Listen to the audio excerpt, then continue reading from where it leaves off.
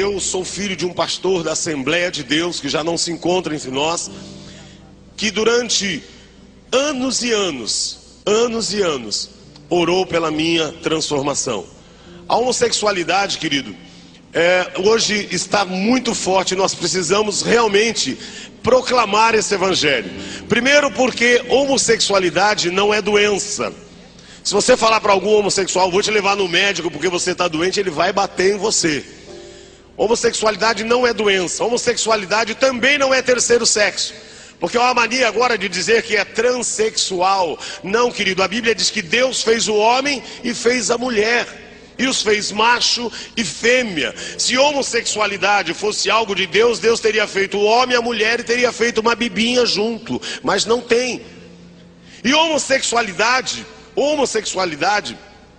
também não é opção. Porque ninguém opta para ficar numa esquina. Ninguém opta para ser chacota dos outros. Homossexualidade é demônio. E não é um demônio que você impõe a mão e expulsa. Porque homossexualidade é um demônio manifesto 24 horas na vida de uma pessoa. E esse demônio só vai sair quando esta pessoa quiser. Agora, para que isso aconteça, eu e você temos que praticar a palavra de Deus. Amar a Deus acima de todas as coisas e ao teu próximo como a ti mesmo. Se hoje eu estou aqui, é porque eu conheci o amor de Deus dentro da minha casa. Agora, querido, nós precisamos tomar muito cuidado. Porque a homossexualidade entrou na minha vida aos 3 anos e meio de idade. E nesse momento você deve ficar perguntando: como é que pode uma criança com 3 anos e meio se tornar homossexual? Quero dizer para você que na Bíblia diz que o ladrão veio senão para roubar, matar e destruir. Talvez ele não tenha conseguido tocar na sua vida, mas quem esteve ontem à noite ouviu o que nós precisamos. Nós precisamos de retaguarda, nós precisamos cobrir a nossa família em oração, precisamos estar em todo tempo guardando a nossa família. E a homossexualidade entrou na minha vida aos 3 anos e meio de idade, quando um homem de 33 anos começou a me usar sexualmente. E pasme, este homem comia na mesma mesa em que o meu pai comia. Hoje, querido, há um modernismo no meio do povo de Deus. Você pergunta para o irmão: onde é que está o seu filho? Está dormindo na casa de um amiguinho. Onde é que está a sua filha? Está dormindo na casa de uma amiguinha. Queira saber quem são os amiguinhos do teu filho. Queira saber quem são as amiguinhas da tua filha. Queira saber quem são os pais deste amiguinho. Porque o filho que você tem nos teus braços, ele não é seu. Ele é a herança que Deus te deu. E um dia você vai ter que prestar contas a ele. Mas em 1964, como é que eu poderia dizer ao meu pai, sendo que o amigo dele mesmo dizia: olha, este é o nosso segredo. Se você contar para o seu pai, você vai apanhar e ele não vai acreditar. E meu pai, assembleano, daqueles que não podiam ter nem televisão, e você imagina como é que era a cabeça do meu pai. E nós morávamos no mesmo quintal. E este homem todos os dias quando chegava, ele dizia: seu Expedito, eu trouxe um carrinho para o Paulinho, posso levar ele lá em casa? E aí ele levava lá em casa e usava e abusava. Até os 7 anos de idade, este homem usou e abusou da minha vida. Aos 7 anos de idade, nós ganhamos uma casa. Deus abençoou o meu pai e aí nos deu uma casa e nós mudamos de casa. Eu confesso que eu achava que aquele homem não fosse mais tocar em mim, mas aquele demônio chamado homossexualismo já estava na minha vida. Mas não demorou muito, uma semana depois que nós mudamos, aquele homem foi fazer uma visita na nossa casa.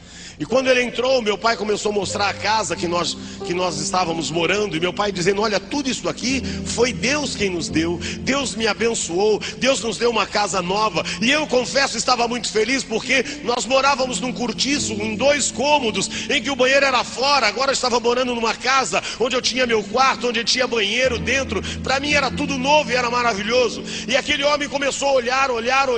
E de repente ele falou: sabe, seu Expedito, eu aproveitei para passar aqui e ver a sua sua casa, mas é que eu também estou indo trabalhar na minha marcenaria, e hoje é feriado, todos os funcionários estão de folga. Será que eu posso levar o Paulinho comigo até a marcenaria para mim não ficar sozinho? E meu pai inocente dizia, pode levar. E lá aquele homem começou a usar, lá aquele homem, ele molhava o dedo na cerveja, colocava na minha boca, lá aquele homem molhava o dedo na pinga, colocava na minha boca, tirava o cigarro, colocava na minha boca e me ensinou a acender cigarro e muitas outras coisas. E deste dia em diante, todo final de semana este homem passava na minha casa e me levava para essa marcenaria. Até os 10 anos de idade ele foi usando a minha vida. Até os 10 anos de idade, quase que diariamente ele passava ali, sempre para me ver, mas no sábado ele me pegava e me levava até aquela marcenaria. Aos 10 anos de idade, quando eu terminei o primário naquela época, eu lembro que eu já estava tendo algumas opiniões e eu já não era também tão masculino quanto o Paulinho que meu pai registrava. E eu lembro que quando eu passei para o ginásio, eu dizia, aquele homem não vai tocar mais na minha vida não. Mas agora eu queria ter experiência com novas pessoas. E eu, queridos, fui para a escola, primeira série do ginásio. E eu lembro que quando eu entrei na escola, aquilo cheio no pátio, todo mundo correndo. E eu ali, tímido, ainda assustado com tudo, era tudo novo para mim. E um rapaz que devia ter 16, 17 anos no máximo, não passava disso, ele começou a me olhar. E durante os 10, 15 dias primeiros de aula, ele começou a me olhar. E ele, quando percebeu que eu estava envolvido no homossexualismo, um dia ele parou na minha frente e disse, olha, eu preciso te falar algo. Se você começar a tomar hormônio agora, você vai ficar uma mocinha. Você vai desenvolver os teus seios, você vai ter corpo roliço, você não vai ter barba, o teu cabelo vai crescer. E quando você tiver com uns 14 anos, ninguém vai dizer que você é homem. Na hora eu gritei com ele, disse, para com isso, menino. Eu sou filho de pastor, você acha que eu vou fazer uma coisa dessa? E ele todos os dias, dos 11 anos até os 12 anos e meio, todos os dias ele me encontrava no pátio, ele dizia, se você tomar hormônio, você vai ficar uma mocinha. Sabe, queridos, ontem eu estava prestando atenção sobre o que o pastor Ciro estava dizendo, e é uma verdade. Há momentos que você parece que o inimigo te deu trégua, mas não é. Ele está armando outra cilada e você precisa estar ali firme. E todos os dias ele foi falando, e eu não consegui. Até que aos 12 anos e meio, um dia ele parou na minha frente e disse, eu não vou te falar mais. Um ano e meio depois, ele tirou do bolso uma cartela de comprimido e falou, eu trouxe o remédio para você. Sabe o que a Bíblia diz? A Bíblia diz, resistir ao diabo. É, querido, mas eu era simplesmente um filho de crente que não gostava de crente. Eu era simplesmente um filho de crente que não gostava de crente. E como é que eu poderia resistir ao diabo? E eu lembro que quando eu peguei aquela cartela, eu falei, você acha que um comprimido vai mudar a história de alguém? Sabe, hoje há muitas pessoas dentro da igreja querendo provar muitas coisas que não deveria provar. A Bíblia diz, resistir ao diabo. Não diz para você desafiar ao diabo. Tem muita gente dentro da igreja dizendo, não, eu vou experimentar, vou tomar só um pouquinho, mas quando eu quiser parar, eu paro. Querido, cuidado. Há muitos jovens dentro da igreja falando, não, mas eu vou para a balada, mas eu sei que eu paro a hora que eu quiser. Não brinque, porque ele bate forte. Não brinque. Tem muita gente dizendo, mas é que Deus tem uma obra na minha vida e eu preciso ter um testemunho forte. Querido, não queira ter um testemunho forte. Não queira. O maior testemunho que eu conheci na minha vida não é o meu, mas é de alguém que nasceu num lar cristão e nunca o diabo tocou. Esse foi o maior testemunho que eu ouvi na minha vida.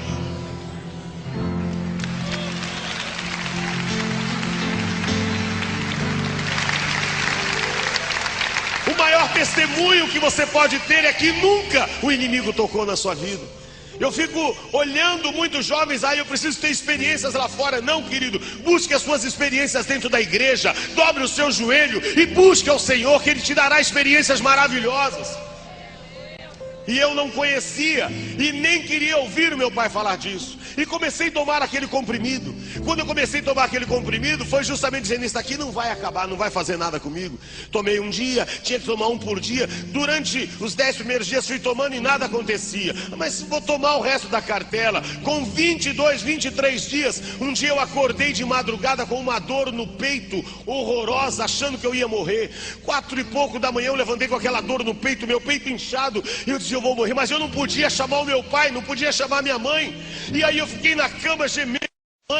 E aí eu fiquei na cama gemendo, e ali falava, ai, o que vai acontecer? Quando deu 6 horas da manhã, eu levantei, tomei um banho. 7 horas eu entrava na escola. E eu lembro que eu fui para a escola cego. Eu só queria ver aquele moço. Quando eu cheguei na escola, eu vi. Quando eu vi, eu voei em cima dele. Disse, o que você fez comigo? Eu vou morrer, o meu peito está doendo. Ele falou, calma, Paulinho, calma. Falei, mas você está muito inchado, eu vou morrer. Ele falou, não, o que você está sentindo não é isso, não virou uma pedra no seu peito. Eu falei, é. Ele falou, mais 2 dias vai estourar essa pedra, e aí o seu seio vai começar a desenvolver. E eu falei, mas e agora? E o meu pai, ele tirou uma faixa, daquelas que a gente enfaixa quando machuca, e falou, põe uma faixa no seu peito. Sabe, queridos, tem jovens dentro da igreja que saem para balada, vão pra balada, sabe, mentem pra pai e mãe, aí tomam umazinha, experimenta, fuma um cigarro, depois quando volta, bota uma balinha house na boca ou um cravo, achando, mãe, tudo bem, e entra por quase, minha mãe não conhece nada, meu pai não conhece nada. Deixa eu falar uma coisa pra você, amado. Se tem alguém que te conhece, é a tua mãe. Ela carregou você 9 meses. A maneira que você pisa na porta da tua casa, ela sabe o que você fez ou o que você deixou de fazer. De pai e mãe a gente não esconde nada, não. E eu fiquei muito assustado, porque eu comecei a enfaixar e comecei a ficar rebelde. Meu cabelo começou a crescer, e dos 12 anos e meio até os 14 anos eu fiquei um péssimo filho. E aos 14 anos eu ganhei o primeiro presente de Satanás. Primeiro dia de aula na escola. Quando eu cheguei na escola, 1 ano e meio depois, na divisão de classe, quando começou, todo mundo achou sua classe, a professora começou a fazer a chamada, e ela foi chamando um por um. Quando ela chegou no meu nome, disse, Paulo Sérgio Urias. Eu levantei e disse, presente, professora. Ela falou, cala a boca, menina, eu não estou falando com você. O rapaz disse, não é menina não, é homem. Aí foi aquela bagunça na sala de aula. Ela pediu para que chamasse a diretora. A diretora entrou na sala de aula, e estava aquele alvoroço. A diretora disse, o que é que está acontecendo? A professora disse, Dona Odete Pisapia, que era o nome da diretora da minha escola em Osasco, disse, como é que eu vou dar aula para essa pessoa? Eu não sei como lidar com essa pessoa. Eu não posso mandar fazer educação física com os homens, porque não é homem. Eu não posso mandar fazer educação física com as mulheres, porque não é mulher. Eu era um ET no meio da sala de aula. A diretora disse, Paulinho, pega o seu material. Quando eu peguei o meu material saindo da escola, saindo da sala de aula, aquela sala de aula dela começou a gritar, o que você já sabe que todo mundo grita na rua. E eu fui saindo, e aquela gritaria, e a diretora na minha frente, eu fui subindo. Quando eu cheguei na sala da diretora, ela sentou, olhou para mim e disse, Paulinho, tudo o que eu podia fazer por você, eu fiz. Mas agora eu não tenho mais condições de te ter aqui na escola. Eu estou te convidando a se retirar da escola. O pecado pode ser bom, mas o salário dele é a morte. Há caminhos que aos nossos olhos parecem ser bons, mas o fim dele é trevas.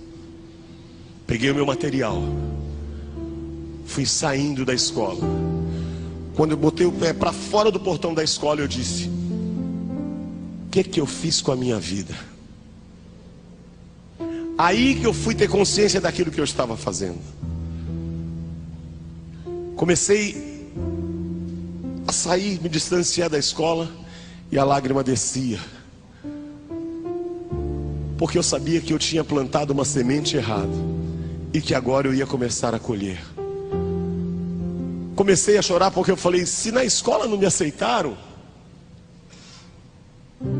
será que o meu pai, pastor da Assembleia de Deus, vai me aceitar? Se na escola eu fui expulso, qual é o pai que é pastor que vai querer ter um filho homossexual dentro de casa? Eu não sei como é que você veio para este congresso.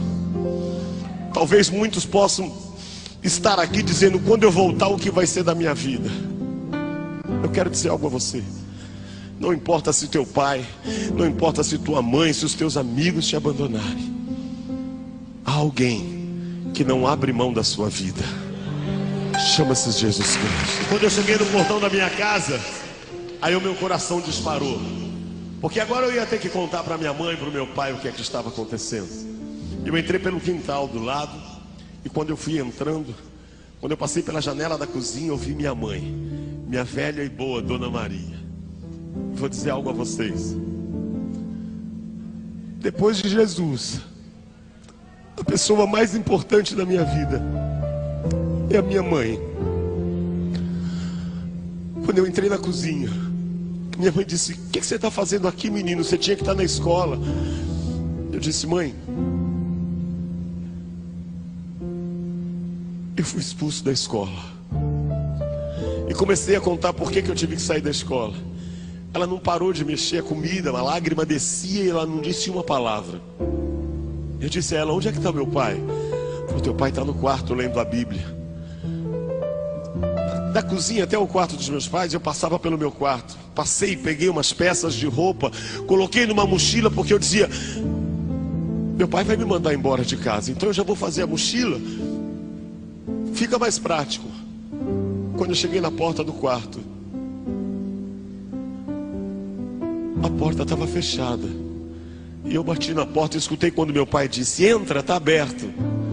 E aí quando eu abri a porta, meu pai estava sentado na cama lendo a Bíblia. Eu disse: pai, eu quero falar com o senhor. Ele não levantava a cabeça, mas eu escutava ele dizendo: fala. Mas eu queria que ele olhasse para mim. Eu dizia: pai, eu quero falar com o senhor. Ele dizia: fala, mas ele não olhava para mim. Até que eu enchi de coragem e disse: pai, eu quero lhe pedir perdão. Ele parou de ler imediatamente, levantou a cabeça como quem diz: perdão do quê?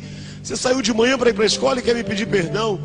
Eu olhei para ele e disse: pai, eu quero lhe pedir perdão, porque eu não sou o filho que o senhor pediu a Deus. Eu sou homossexual, eu gosto de homem, e é por isso que eu quero que o senhor me perdoe, porque eu vou embora de casa, para que ninguém na igreja fique falando que o filho do pastor é homossexual, para que os teus amigos não fiquem rindo do senhor. É por isso que eu vou embora. Então eu quero que o senhor me perdoe, que eu estou indo embora. Quando eu viro as costas, ele me chamou. Quando ele me chamou, eu voltei. Ele falou: dá a sua mão, filho. Quando eu dei a minha mão, ele pegou a minha mão e deu um beijo e falou: olha para cima. Eu olhei para cima, não vi nada, mas eu escutei quando ele disse: Jesus te ama, e eu também te amo. E tudo que você tiver que passar, você vai passar debaixo do mesmo teto que eu, porque você é a herança que Deus me deu.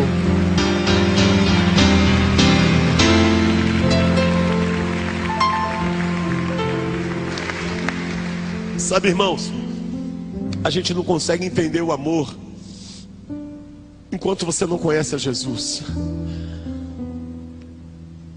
Eu fico imaginando: que homem é esse que era o meu pai, que eu vou dizer para ele que sou homossexual, que gosto de homem, que vou embora, ele dá um beijo na minha mão e diz: Jesus te ama, e eu também te amo. Ou seja, não importa qual seja o teu problema, eu não abro mão de você. Não importa o que vão dizer, você é a herança que Deus me deu, e eu não vou abrir mão de você. Sabe, amados, nós precisamos rever os nossos conceitos. Nós precisamos rever os nossos conceitos cristãos. Nós precisamos viver esse amor, não só falar desse amor. Eu fico olhando hoje muitas coisas acontecendo. Nós olhamos dentro das igrejas, os jovens pulando, saltando. É gente dizendo: não há Deus maior, não há Deus melhor. Mas em casa, é filho que não fala com a mãe, é filho que não fala com o pai. E a Bíblia diz: filho, honra teu pai e tua mãe, para que se prolongue os seus dias na terra. A gente vê pai dentro da igreja cantando hino, chorando, mas em casa também tem pai que não fala com o filho. Tem pais que, porque os filhos não estão dentro da igreja, estão profetizando desgraça na vida deles. Tem pai porque o filho está bebendo, está nas drogas, está dizendo: aquilo vai para o inferno. E eu lembro de pessoas dizendo, crentes dizendo para minha mãe: a Paulette já é do capeta. Minha mãe dizia: não, Eu não gerei filho para o capeta.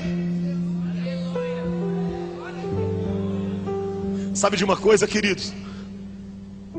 Quando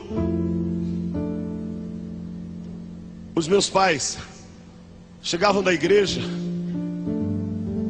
o meu pai falava para minha mãe: Maria, cadê o nenê? A minha mãe dizia: Expedito, o nenê já foi. Meu pai chegava às 11h30 da noite da igreja. Aí ele falava assim: Maria, abre o portão. Minha mãe dizia: Expedito, onde você vai 11h30 da noite? Eu vou buscar a herança que Deus me deu. Sabe de uma coisa? Já imaginou um pastor? Porque Deus ainda tirou meu pai da Assembleia de Deus e levou para Deus e Amor.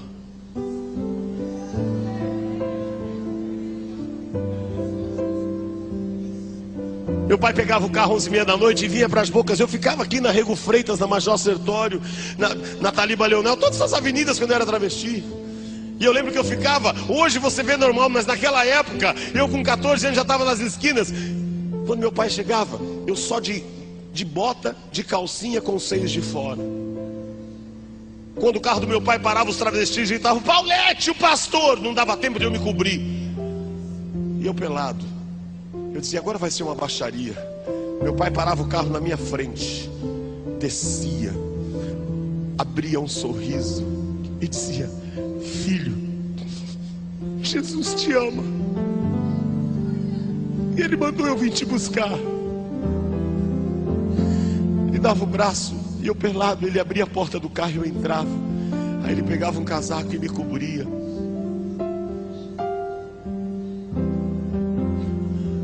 Quando ele entrava no carro, eu dizia: agora ele vai falar tudo que eu precisava ouvir. Ele sentava no carro e dizia: eu tenho certeza, filho, que Deus vai te levar a nações. Eu tenho certeza que Deus vai te usar muito, porque todos os dias quando eu dobro o joelho,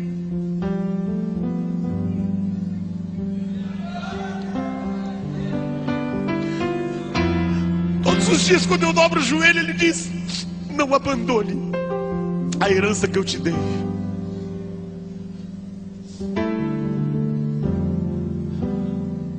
Sabe, amados, eu descobri uma coisa: eu tive o melhor pai do mundo, mas uma pena é que eu só vim saber disso quando eu me converti. E quando eu me converti, ele não estava mais aqui. Muitos riam do meu pai e diziam: seu Expedito, e o seu filho? Meu pai dizia assim: meu filho ainda vai ser muito usado por Deus. E as pessoas riam. Eu lembro que um dia ele disse: filho, eu quero um presente seu. Aí eu falei: pode pedir, pai. Ele falou: domingo, dia dos pais, na igreja, eu queria que você fosse comigo. Como é que eu ia entrar na Deus e Amor? Eu não tinha roupa de homem, mas eu fui com meu pai. Quando eu cheguei lá, eu não sabia que era homem de um lado e mulher do outro. Eu sentei do lado do meu pai, claro.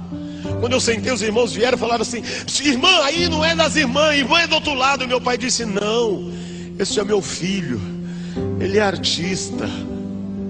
Aí as pessoas começaram a rir. Aquele dia não teve culto, porque todo mundo queria olhar para o filho do pastor que era endemoniado. Quando terminou, eu queria ir embora, porque eu não aguentava mais ver o meu pai ser humilhado. Que humilhação. Eu falei: pai, eu vou embora. Ele falou: não, filho, nós vamos tomar um lanche dentro da igreja. Eu dizia: pai, mas é melhor eu ir embora. Ele falou: não, dá o teu braço aqui. Enganchei no braço dele. Por onde eu passava com ele, parecia que estava passando um leproso. As pessoas iam abrindo, e meu pai dizia assim: olha, este é o meu filho Paulo. Ele ainda vai pregar a palavra de Deus, e ele ainda vai cantar ao Senhor. Vocês ainda vão ouvir falar dele, porque Deus é fiel.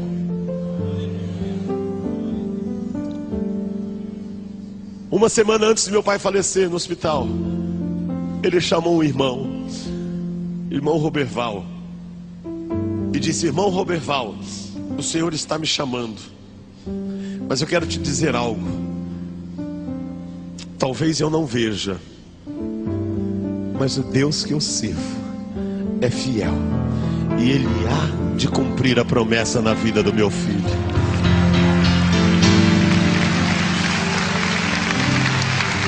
Quantos têm promessa de Deus? Eu lembro que meu pai nesse dia falou também: vamos para casa da sua avó, minha avó assembleiana, aquelas do coque, uma gracinha. Quando eu cheguei lá, aquele monte de irmãs saindo, e eu travesti. Uma irmã perguntou quem eu era, e minha avó disse que eu era o netinho dela. Ela disse: queima Jesus. A minha avó me chamou para a cozinha, que eu queria bater na mulher, e minha avó disse para mim: essa noite eu estava orando a Deus, e Deus disse que eu não vou morrer. Aí eu era muito debochado, falei para minha mãe, falei: mãe, a avó tá louca, a avó esclerosou, ela disse que falou com Deus e não vai morrer. Não, porque, irmão, vou contar uma coisa, eu tinha pavor desse negócio de Deus falou. Em casa era um tal de Deus falou, Dayane. Eu acordava, meu pai dizia: Deus me falou que te livrou da morte. Eu dizia: ih, coitado, tá falando com Deus, ele não tá bem, meu pai. A minha mãe também falava. Eu dizia: meu Deus do céu, vou falar com a minha irmã, porque minha irmã já é universitária, é outro nível. Aí fui falar com a minha irmã, falou: não, Deus falou. Eu falei: meu Deus, já contaminaram a minha irmã também, fizeram lavagem na cabeça dela. Aí chego na casa da minha avó disse que Deus falou que ela não ia morrer. Eu comecei a rir, falei: mãe, tem que internar a avó. Ela esclerosou, ela deu um tapa na mesa e disse: escuta aqui, menino, essa noite eu estava orando ao Senhor, meu Deus, e Ele me disse que eu não vou morrer sem antes ver você pregar a palavra de Deus e cantar hinos de adoração ao Senhor.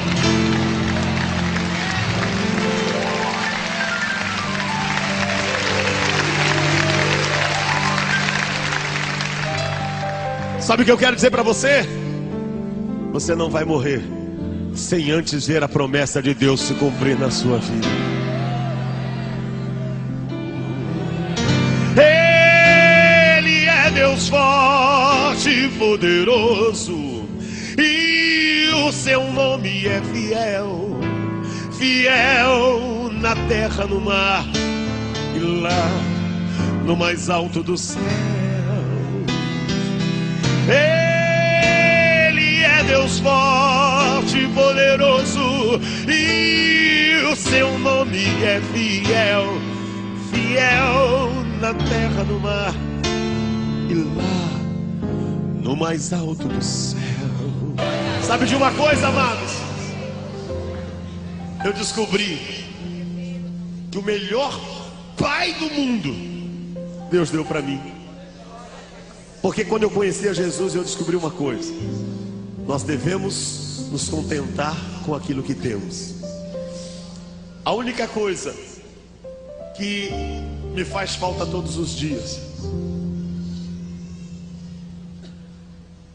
é que quando eu começo a me trocar, eu lembro da minha mãe todo dia.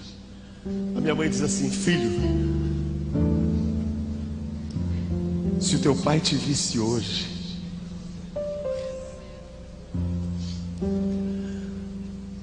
por que, mãe? Quando eu me converti, eu perguntei por quê.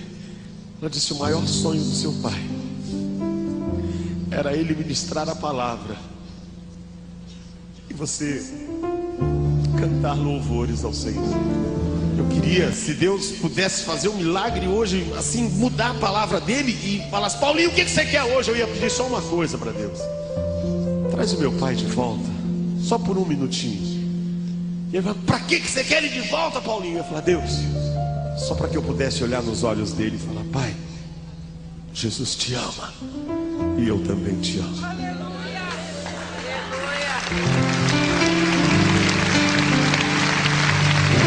Diga para o teu irmão: Jesus te ama e eu também te amo. Os anos foram se passando, a situação ficou difícil. Eu fui caminhando de mal a pior. A Bíblia diz que um abismo chama outro abismo. Da homossexualidade eu fui para o alcoolismo, do alcoolismo para as drogas. E aí você imagina o que virou a minha vida. Deus recolheu meu pai, mas minha mãe continuou ali, perseverante. A minha mãe continuou ali orando, buscando. E muitas pessoas diziam a ela que eu não tinha mais jeito. E ela dizia: para Deus. Vira para o teu irmão e fala: para Deus nada é impossível. O mundo diz que entrou nas drogas é um caminho sem volta. O mundo diz que entrou no alcoolismo é um caminho sem voltas. O mundo diz que uma vez homossexual, sempre homossexual. O mundo diz que pau que nasce torto, morre torto. Mas eu glorifico a Deus, porque eu conheci um carpinteiro que endireita qualquer pau e ainda faz dele ministro da sua palavra. Será que você pode aplaudir ao Senhor nesta manhã? Eu quero que você entenda uma coisa. Durante 37 anos eu tive uma vida desgraçada. Mas Deus é bom, sabe o que faz, e Ele sempre tem razão. No dia 27 de setembro de 1997, depois de ter música em tema de novela, disco gravado, ganhei 3 prêmios Sharp, eu entrei dentro de uma igreja, de saltinho, com uma calça de pele de tigre, uma bata cheia de strass, preta, um batonzinho rosa, a sobrancelha, um arco, aquele cabelão comprido. E naquele dia, quando eu entrei na igreja, todo mundo ficou desesperado. Mas naquele dia, Deus disse a uma irmã: pastor, o senhor vai dar oportunidade no culto? Aí o pastor disse: vou. Aí ela disse: sabe o que é? O irmão Paulette fez um hino. Já imaginou o pastor Jaime anunciando: vamos receber o irmão Paulette de Saltinho? Aí eu falei: esse pastor é doido. Aí quando naquele momento eu abaixei assim, canta.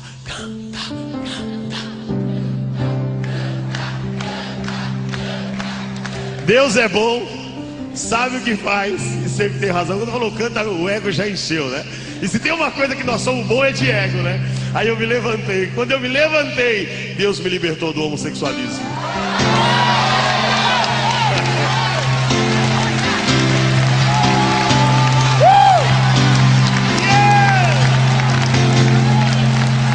Nunca houve noite que pudesse impedir o nascer do sol e a esperança.